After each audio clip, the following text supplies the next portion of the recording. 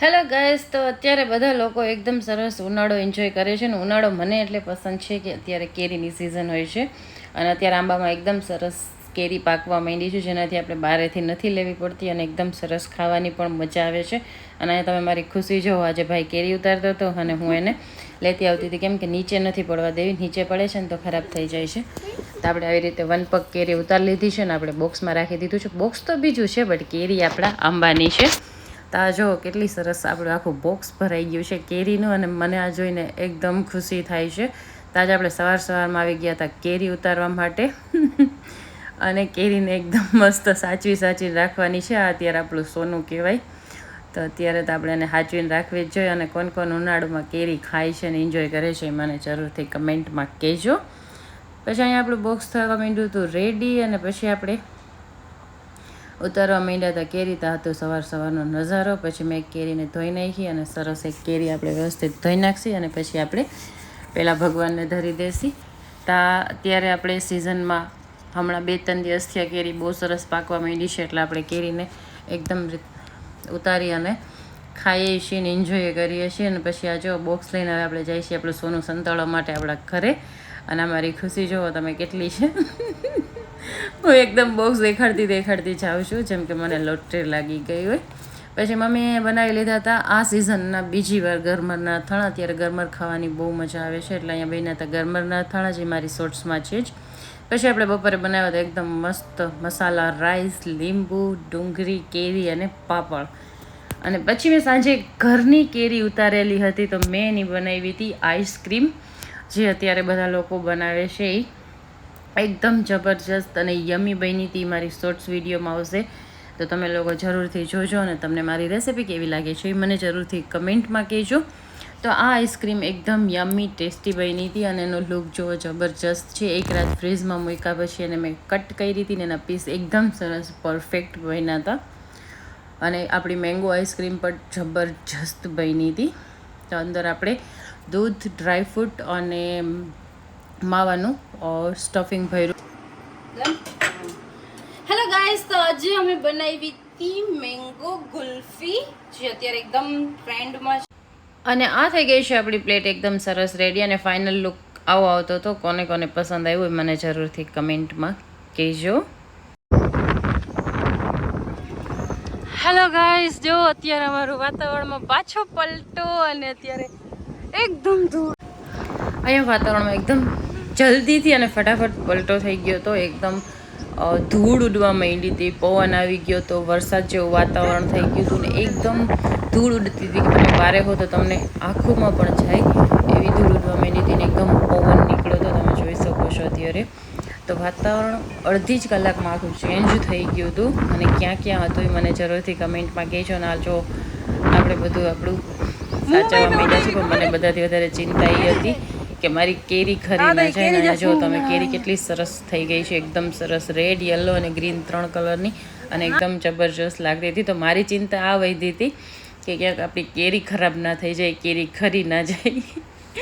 તો આ ચિંતાના હિસાબે હું ગઈ હતી કેરીને જોવા માટે ઉપર.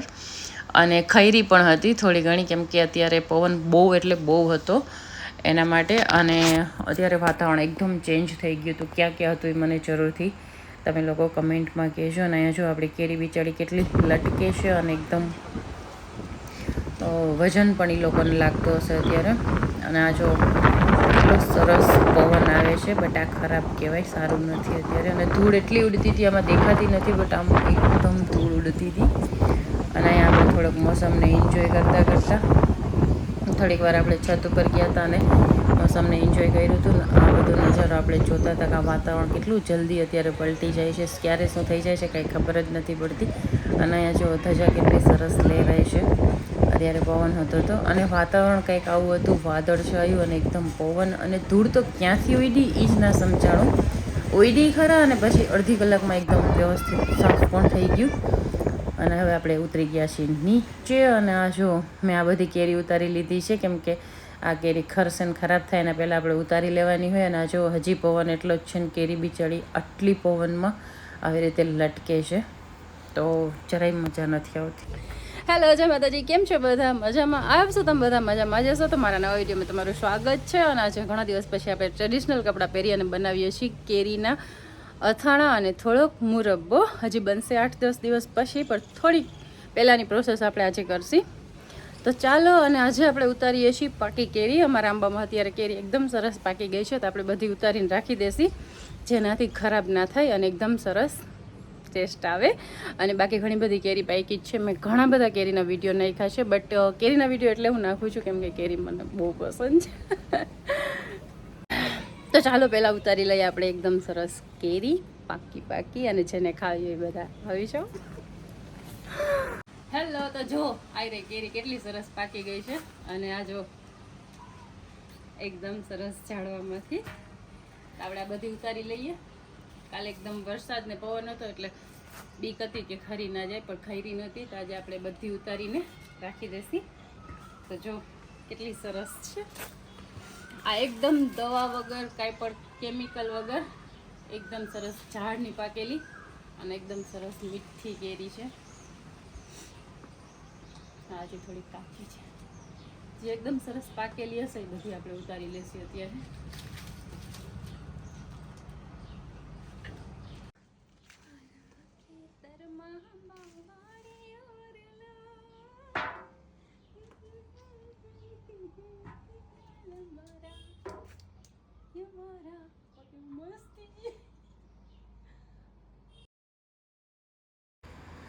નેક્સ્ટ ડે થઈ ગયો હતો ને આપણે થઈ ગયા હતા રેડી રીલ શૂટ કરવા માટે અને શોર્ટ શૂટ કરવા માટે. અને આજે અથાણા બનાવતા હતા. અહીંયા જો પાછી આપણે કેરી ઉતારવા માંડ્યા, તો થોડીક બીજી પાકી ગઈ હતી એટલે તો આપણે કેરી ઉતારવાનું પાછું શરૂ. અને આજે ફરી આપણે આટલી કેરી મળી ગઈ હતી. તો હમણાં 3-4 દિવસે આપણી કેરી મળી જાય છે. અને આજે હું કેરી લઈને હાલતી થઈ ગઈ. આપણું રોજનું આ જ કામ છે હમણાં તો. અત્યારે અમે લોકો બનાવીએ છીએ કેરીના મીઠા અથાણા, એ પણ તેલ વગરના. બટ એને બનતા વાર લાગશે 8 દિવસ. તો 8 દિવસ આપણે વાટ જોશે, જ્યાં સુધી ચાસણી ન થઈ જાય ત્યાં સુધી. આમાં તેલનું એક ટીપું પણ નથી પડતું અને આરામથી 2 વર્ષ સુધી તમે એને રાખી શકો, ખાઈ શકો. પણ આ અથાણા જેટલા મસ્ત બને છે કે આપણે એને રાખી જ ન શકીએ. અને આ અથાણા 6 મહિના પણ ન રહીએ. બધાને બહુ જ ભાવે અને નુકસાન ના કરે, કેમ કે તેલ તો આમાં હોતું નથી અને મસાલા બહુ ઓછા હોય છે, એક ખાંડ હોય છે. તો ચાલો બનાવીએ આજે આપણે કેરીના અથાણા અને કટકી મુરબ્બો. ચાલુ કરી દીધું છે. અને અહીંયા આપણે ગોટલિયું અલગ કરતા આવીએ છીએ. અત્યારે તડકો કેવો પડે છે. આ બપોરે લઈ આવ્યા હતા તો અત્યારે કેરી કાળી થવા માંડી છે. તો આપણે ફટાફટ એનું અથાણું બનાવી અને ચાસણી માટે 8 દિવસ મૂકી દઈશું, જેનાથી એકદમ સરસ ચાસણીવાળું અથાણું બની જશે. ખાલું લેસી એટલે આપણે 2.5 કિલો ખાંડ લેસી, થોડુંક મીઠું અને હળદર. આગળ હું તમને બતાવું છું. તો હાલો બધા અથાણા કરવા માટે.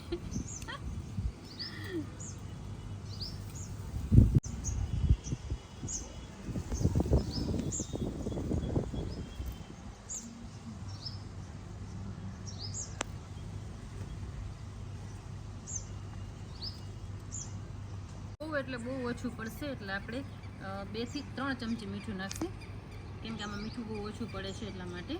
અહીંયા મેં નાખી દીધું છે મીઠું. આવી ગયું આપણું સાવ થોડુંક એક મીઠું. અને હળદર પણ 3 ચમચી નાખી દઈશું. હળદર થોડીક વધારે નાખશે, જેનાથી એનો કલર સરસ આવશે. આ થઈ ગયા છે આપણા હળદર અને મીઠું. હવે આપણે એને કરી નાખીશું મિક્સ. આપણે હળદર મીઠું નાખી દીધું છે. હવે આપણે એને કરી લઈશું મિક્સ.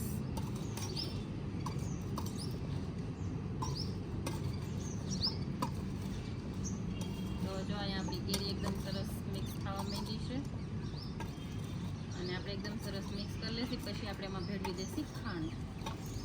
થોડીક વાર આપણે એને મિક્સ કરવાનું છે. ચાલો કરી લઈએ મિક્સ. અને જો કલર કેટલો સરસ લાગે છે, પીળો, સફેદ ને લીલો. હાલે રાણીભાઈ, વિડીયો બને તો નથાણા હકડો કુટકો બહાર આપી.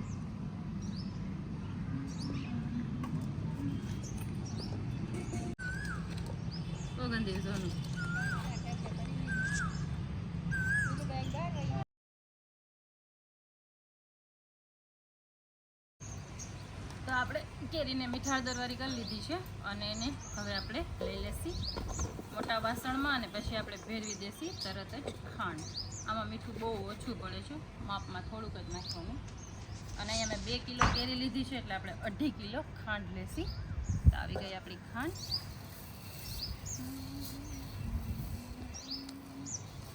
અને ખાંડ નાખી અને એકદમ સરસ મિક્સ કરી અને પછી સ્ટાર્ટ. તો અમે અત્યારે 2.5 કિલો ખાંડ નાખી દીધી છે. હવે આપણે આને કરી નાખીએ મિક્સ અને પછી આપણે 8 દિવસ આને તડકામાં મૂકીએ, જેનાથી એની ચાસણી એકદમ સરસ થઈ જાય અને પછી આપણે એમાં મસાલો ભેરવવાનો છે. તો અથાણ આપણે બનશે 8 દિવસ પછી. તો પહેલાં અત્યારે આપણે એને કરી લઈએ એકદમ સરસ મિક્સ. તમે જોઈ શકો છો અત્યારે કેરી કેટલી સરસ લાગે છે. લેસી ટોપિયામાં, કેમ કે હવે આપણે એને મૂકવા જશી તડકામાં.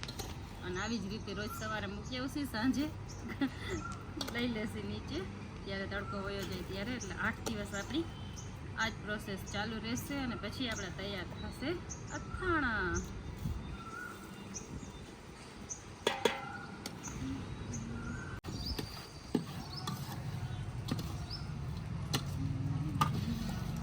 તાજો આપણે ટોપિયું ભરી લીધું, મિક્સ ટોપિયામાં રાખી દીધું છે. હવે આપણે કોટનનું એક કપડું બાંધી દેસી અને આપણે આને 8 દિવસ માટે રોજ સવારે તડકામાં મૂકી આવશી અને સાંજે લઈ લેશી. પછી આગળની પ્રોસેસ હું તમને કહીશ આગળ મારા બીજા વિડીયોમાં. તો ચાલો હવે આપણે એને બાંધી દઈ. આ આવી ગયું આપણું બાંધવાનું સરસ અને આ આપણે એને બાંધી દઈએ. અને આ આપણું મીઠું કેરીનું અથાણું થઈ ગયું હતું, જેની ચાસણી કરવાની હતી એટલે આપણે તડકે મૂકવું પડશે. તો આપણે આવી ગયા હતા અગાસી ઉપર અને અગાસી ઉપર આને આપણે રોજ સવારે મૂકી આવશી ને સાંજે તેડી આવશી. તાજો હું અગાસી પર મૂકવા જાઉં છું અથાણાને. અને ફરી આવીને આપણે કટ કરશી કટકી મુરબ્બા માટે કેરી. તો અહીંયા મેં લઈ લીધી છે કેરી અને એને આપણે ઝીણી ઝીણી કટકી કરશી અને એની મુરબ્બો બનાવશી અને થોડોક બનાવશી છૂંદો. તો અહીંયા ફરીથી આપણી કેરીના અથાણાનું પ્રોસેસ થઈ ગયું છે ચાલુ. તો આવી જ રીતે આપણે ઉનાળામાં બધા અથાણા બનાવી લઈએ છીએ, જેનાથી આપણે 8 મહિના આરામથી ખાઈ શકીએ, એન્જોય કરી શકીએ. અને કેરી તો એવી વસ્તુ છે કે બધાને ભાવતી જ હોય. તો અહીંયા મેં કેરીની છાલ ઉતારી લીધી હતી. કેરીનું ચાસણીવાળું અથાણું બનાવી લીધું છે ને હવે આપણે કરીએ છીએ કટકી મુરબ્બો અને થોડો છૂંદો.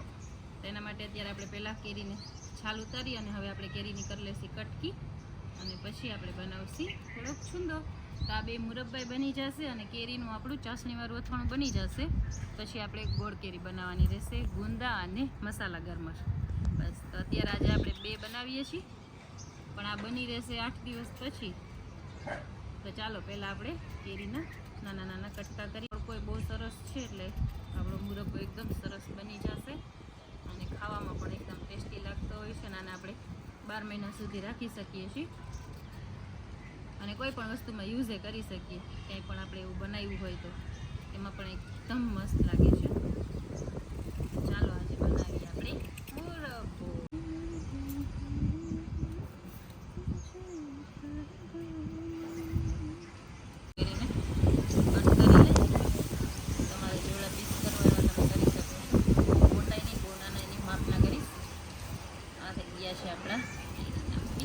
તો અહીંયા કેરીના પીસ થઈ ગયા હતા અને આપણે 2 કિલો કેરીની કટકી કરી નાખી હતી ને કિલોનો છૂંદો કરશી. તો અહીંયા 2 કિલો કેરી કટકી કરી છે તો આપણે 2.5 કિલો ખાંડ લઈ લેશી અને એકદમ સરસ મિક્સ કરી નાખશી. તમે જો અહીંયા આપણી કટકી થવાની થઈ ગઈ છે ચાલુ. તો આવી જ રીતે આપણે જેમ મીઠું અથાણું બનાવ્યું છે એવી જ રીતે આપણે મુરબ્બો બનાવી નાખશી અને એવી જ રીતે આપણે છૂંદો બનાવી નાખશી. તો આ ત્રણેયની સેમ પ્રોસેસ છે, પણ આપણે બીજા અથાણા બનાવશી એની થોડીક અલગ પ્રોસેસ હશે. બધા અથાણા અલગ અલગ બનતા હોય છે એટલે. અને અહીંયા મેં નાખી દીધી છે જો ખાંડ. તો મીઠું હળદર મિક્સ કરી અને પછી આપણે એમાં નાખી દઈશું ખાંડ અને ખાંડ નાખીને ફરી એને એકદમ સરસ મિક્સ કરવાની છે, જેનાથી ખાંડ એકદમ સરસ મિક્સ થઈ જાય. અને આપણે સવાર સાંજ જ્યારે પણ એને તડકામાં સુકવવા જાય ત્યારે એકવાર જરૂરથી મિક્સ કરી લેવી, જેનાથી એકદમ ફટાફટ આપણી ચાસણી આવી જશે અને આ મુરબ્બો એકદમ સરસ બની જશે ફટાફટ. અને આ ખાવામાં તો ટેસ્ટી હોય જ છે. અને આપણા બધાના ઘરમાં 12 મહિના આપણે આ બધું અથાણું તો મળતું જ હોય છે, છૂંદો, મુરબ્બો, કેરીનું અથાણું. એકદમ સરસ ખાંડને મિક્સ કરવા માંડ્યા છે અને ખાંડને આપણે આવી રીતે મિક્સ કરશે, જેનાથી થોડીક ખાંડ ઓગળી જશે અને એકદમ સરસ ચાસણી થવા માંડશે. અને આ ચાસણી તડકામાં જ થશે એટલે એકદમ સરસ ચાસણી બની જાય છે. તો અહીંયા જુઓ તો જો આ આપણા થઈ ગયા છે ચાસણીવાળા કેરી. કેરીના અથાણા, આ થઈ ગયો છે આપણો કટકી મુરગો, અને આટલો મેં બનાવ્યો છે છુંદો. અને છુંદો આપણે એટલા માટે બનાવ્યો છે કે આપણે કોઈ પણ ચટણી બનાવીએ, ભેળની કે કોઈ પણ જાતની એવી ચટણી બનાવીએ, એમાં ક્યારેક ક્યારેક આ છુંદો નાખીએ તો એકદમ સરસ એનો ટેસ્ટ આવતો હોય છે. તો એના માટે આટલો થોડોક એક છુંદો બનાવ્યો છે. આપણે 12 મહિના સ્ટોર કરીને રાખીએ કે આપણે કોઈ પણ એવી વસ્તુ બનાવીએ જેમાં આપણે કેરીનો ટેસ્ટ જોતો હોય, તો આ છુંદો આપણે બહુ બધો કામ લાગે છે. અને આપણે કટકી તો અહીંયા બધા અથાણા થઈ ગયા છે એકદમ સરસ મિક્સ, અને એકદમ સરસ રીતે આપણે બની ગયા છે. હવે આપણે 8 દિવસની વાટ ખાંડ વધારે લેવાની, જેનાથી ચાસણી થાય અને આપણો મુરગો એકદમ સરસ રસવાળો થાય અને ખાવાની પણ મજા આવે. તો અહીંયા ફરી આપણી શોર્ટ્સ વિડીયોનું શૂટ કરતા હતા, અને મેં આજે બનાવી હતી તરબૂચની તૂટી ફૂટી, જે એકદમ યમ્મી અને ટેસ્ટી બની હતી અને એકદમ જબરજસ્ત ટેસ્ટમાં લાગે છે. તો તમે લોકો જરૂરથી ટ્રાય કરજો અને મારી શોર્ટ્સને જોજો, તો તમને આઈડિયા આવી જશે. અને પછી આપણે રાત્રે બનાવ્યા હતા મસાલા પરાઠા, એકદમ સિમ્પલ અને ઇઝી, એની પણ શોર્ટ્સ જરૂરથી આવશે. તો ચાલો હું તમને મળું છું જલ્દી એક નવા વિડીયો સાથે. ત્યાં સુધી બાય, ટેક કેર. અને હા, બનાવો, ખાઓ અને ખવડાવો. તો આપણે જલ્દીથી મળીએ છીએ એક નવા વિડીયો સાથે, કંઈક અલગ કરતા, કંઈક અલગ બનાવતા. ત્યાં સુધી તમે મારા શોર્ટ્સ વિડીયો બ્લોગને લાઇક, શેર અને ચેનલને સબસ્ક્રાઈબ કરવાનું ન ભૂલતા. તો જલ્દી મળીએ. બાય.